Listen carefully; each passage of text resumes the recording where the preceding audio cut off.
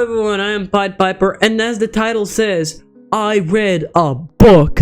Now you may be asking, which book is it? Well, since I've actually got my job at a museum, and I have been actually starting to work, I have had a lot of free time because the job isn't really difficult, it's just really boring. So I read a little book. Now you may be asking, so actually I'll tell you a little bit about this book and why I like it so much.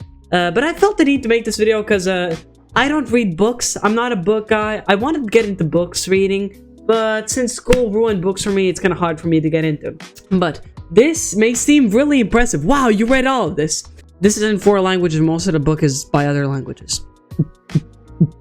So anyways, what I wanted to say is it's not that big, but it's still a pretty big portion size, and I still had a fun read of it. So let's just get into the book. What is the book? Now, thankfully, the book is actually in English, Letters from Siberia. So the book is called Letters from Siberia.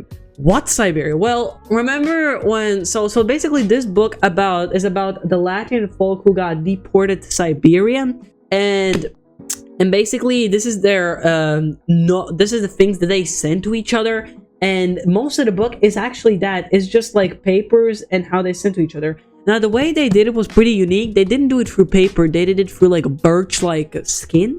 So they did it for like birch-like skin. So an average note would look like this, which is made from birch skin. And I'll actually read some of these because these are pretty cool to read.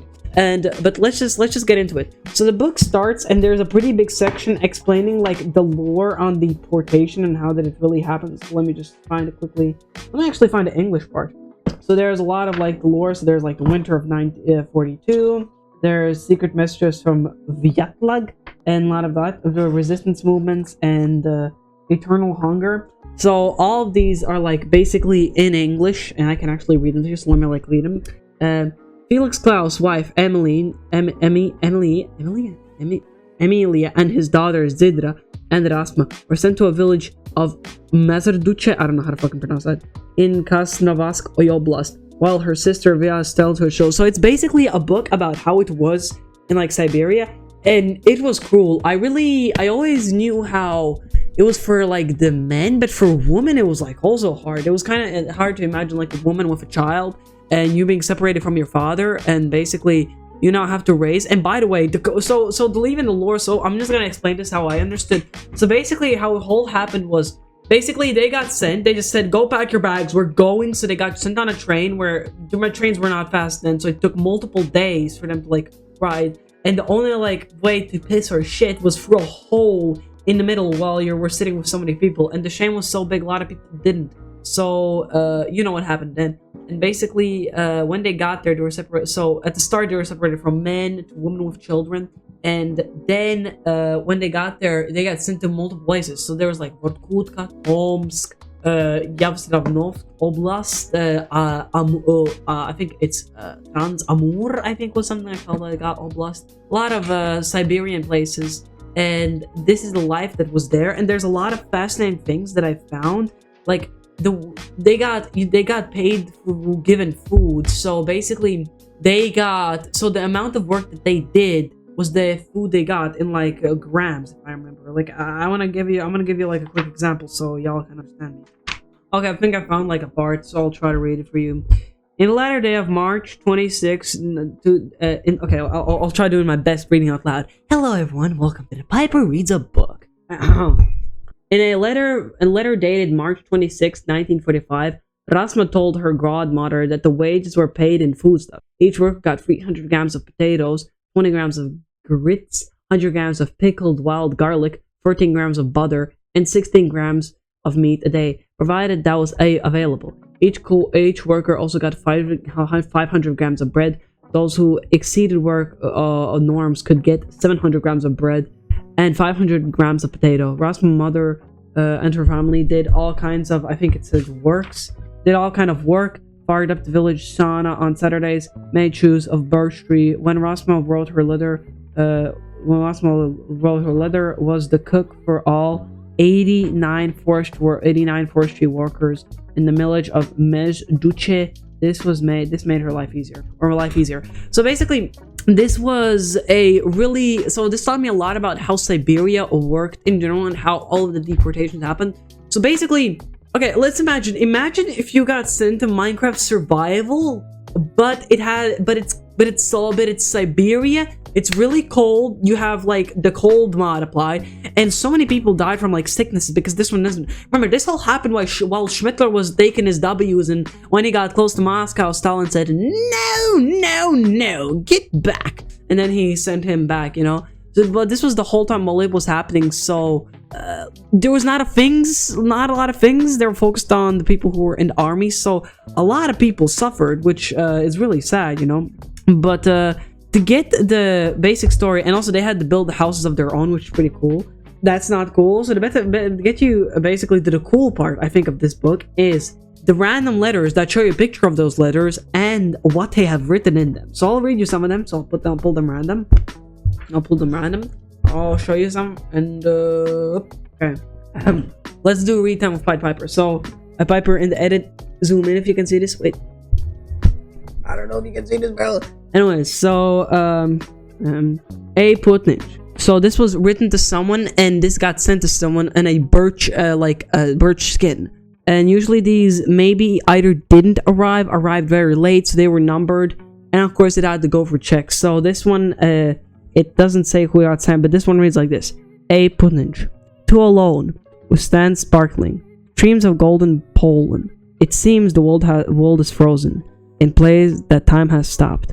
I breathe in you, all the scent of your cheek, the touch of your hand, the gentleness of your cares. Like it's so beautiful. Damn, I wish. So I got sent from A Putnich. I don't know who this. A letter from Voldemar Mezhok. Okay, Hermit Goots. So these are all real people that were there. Let me read you another one. Oh, hey dear Hermit. I would like. Okay, hey dear Hermit. I would so much like to greet you personally on your holiday and with real flowers, not just pictures of blooms. That, however, is just a wish, not an opportunity for me. For that reason, please accept my most sincere good wishes on this birch bark. May your celebrations be lovely, sunny, full of joy. As I continue to await our fortune, I'll send you all of my love. Like, this is some really sweet shit, I have to admit, you know? And these were, like, actual people who were separated. And, like, let me read you something to get you in the mood, okay? There are some really short ones, like, have a merry summer solace. Your friends, June 10th, 1951. So, these were actual things written. As I said, they look like this. I'll try to show this to my camera the best, but it's not gonna probably work. So they look like this, and that's how they got sent, and that's how they got communicated, which is very good. And here's like a description of like actual people, like Rasma Kraukle, which were actual people who were in these. So Rasma Kraukle married, surname Cherriana, was a schoolgirl in Tuome parish in Latvia when she and her family were deported on June 14th to Mazduche of Nizhny Gash district in Krasnoyarska Oblast. She was liberated in June 3rd, 1954. Rasma married a hydroelectric plant engineer, Vladimir I don't know how to pronounce. Remarried in Russia. She married her daughter Irina. She and her daughter. Why did I say married? What the fuck? She and her daughter Irina returned to Latvia after her husband died in 1984. But her son Victor's in 1985. So yeah, it's pretty sad. And here's a picture of her. These are like actual fucking people that you are lived, which is pretty touching for me to see actual fucking mofos writing this, not like fake asses. So which is pretty cool. And they're like long ones. Like my god, like look at this. This is all a letter. Well, all of these 4 are different languages. So one of these columns are like a letter. So I'll quickly try to read this one. I have sent Mr. Davids to you with a bag of hope that you will be kind enough to collect the potatoes which are meant for me. Please be so kind to select the best ones, and please store them away. I will collect them someday, but that is possible. But that is not possible right now. On May 17, I received the letter and the photograph from Rasmus Slalnex. I cannot even tell you what she looked like now. She wrote that Lydia Zemitis got married in 1943, but the Germans took her husband away, and so now she lives alone with her younger daughter, Inita. She sends greetings to you.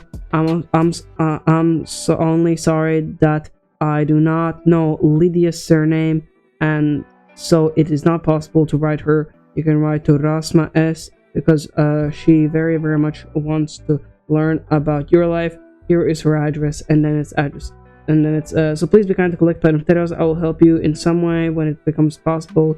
Mommy and I send you all of our love and hope. So also a lot of families got separated, and one of the things I learned about that happened to like women was the fact that you could send your son back, or you could send your child back to Latvia if you were like I think if you had like a father missing or something. So basically you could send your child back to Latvia in an orphanage, which was like an opportunity a lot of women had because they wanted their child to have the best life, but they also didn't like want to leave them alone, so they didn't send them to orphanage. So the family members that were there got communicated, and some got sent, and there's of course an excerpt of that, but I don't want to find all that. Like, oh my god, one fucking letter, my god, Jesus Christ, bruh, imagine writing all of that and that shit not getting sent, bruh. Oh my god, why are they doing the Beatles type pose? Eric's Appalais, was? Jeez. That's a little bit insulting for Latvians. Okay, let me read another one of you. Another one of these. These are pretty fun to read for me. Look at the art, Jesus Christ. Like, it's absolutely fire. The art done here. So let me read one of you of these. Nostroika, Siberia. Dear Kunze, my motherland. Hillcoats, the birches and field. Sky, which is blue and blossoming flax. Smell of my motherland. So gentle and sweet. So painful at sunset when it bleeds silent. Lithuanian poet Marun. So this is about Lithuanians. So I thought it was about Latvians, about like we usually call it like fatherland, but no, it's like about Lithuania. So yeah, actually kind of fascinating. But yeah, this is the main coolest part about the book. Where, oh my god, look at this Sigma right. I shouldn't be making jokes about them since a lot of time when they even got free, they were not allowed to return to Latvia. So they basically got Russified and forced to live in Russia. That's the bad ending. So yeah, so this is, I think it contained a picture in it, so let me read this one to you.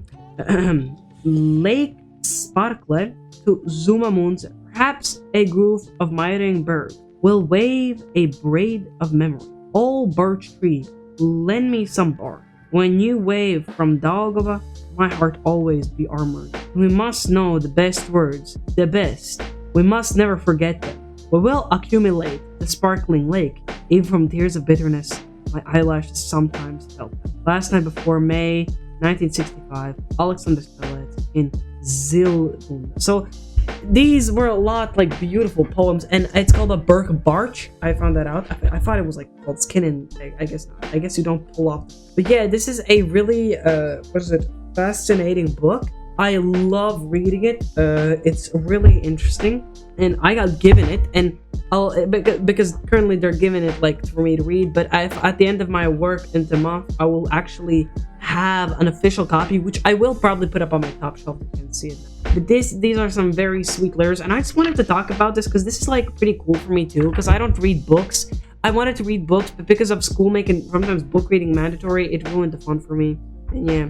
So the dude who actually read you there was an actual like poet. Yeah, it's pretty fascinating.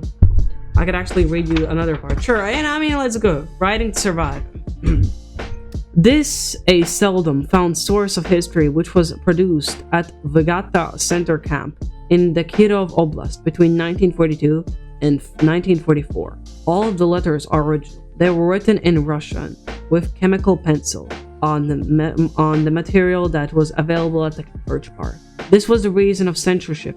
The author of the letters, Karlis Roberts Kalvitsis, 1877-1945, a lawyer from Tukums who survived for 4 years at Vietnam and died on June 1945, 5 weeks after Germany capitulated and the war in Europe ended. The letters were sent to Kazchik district of Krasnokovska Oblast, where the author's wife, Verena Kavitsa, 1890-1972, and the son, Theodor, 1925-1955, were settled.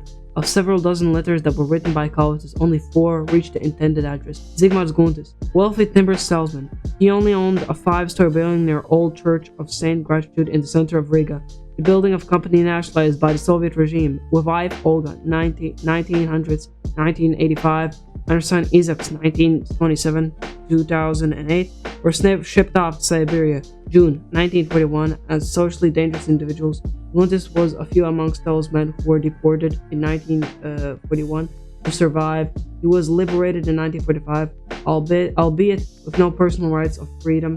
Still, Zigmars was allowed to join his family, which were settled in Albakan, the Krasnoyarska Oblast. So a lot of these people had a very sad end, and it was kind of sad and emotional reading for it. I kind of got a little teary-eyed sometimes, because sometimes I think, damn, my grandparents went through all that. Yep, they kind of did it, you know, which is kind of insane how they went through. Like, they legit not only are Raw playing Wild Life on hardcore mode, they literally like put the shit to extreme, and it's very satisfying read. I don't know where can you get this. It's by Agrita Uozwola. It's a very fascinating book, which for any history nerd, I'll recommend you read it. So here's the book. It has nothing on the back. Anyways, a great read. Maybe so a great read for all languages. So if you speak Latin, you can read it. If you speak Russian, you can read all the things it did to us. If you speak English, hello, and if you speak French. So let me read a little bit of the French book. I'm about to make fun of my French mofos. I don't give a fuck about France. Ercite pour de Saint-Unis, gadit eglit, resident le forme, venspal, dans le communes de l'Iscre, descrite Valmiera, filete ande le famille in 1945, elle du Fordo Perte. I don't get the fuck out of here! Worst book ever! Anyways, I hope you love these little yapping videos, because I love doing them, because they're really fascinating, and this is a really good book that I will definitely keep on top of my shelf. This is a fire book. I hope you like this little yapping video. I mean, y'all don't really care about these, but just you enjoy them a little bit. Anyways, hope you like this very much. Remember, my name's Pied Piper, and Pied Piper, better get back in bed. Pied Piper, hope I see you again. Pied Piper, better get back in bed. Pied Piper, hope I see you again. Random item in the room, bro. Oh damn, it's still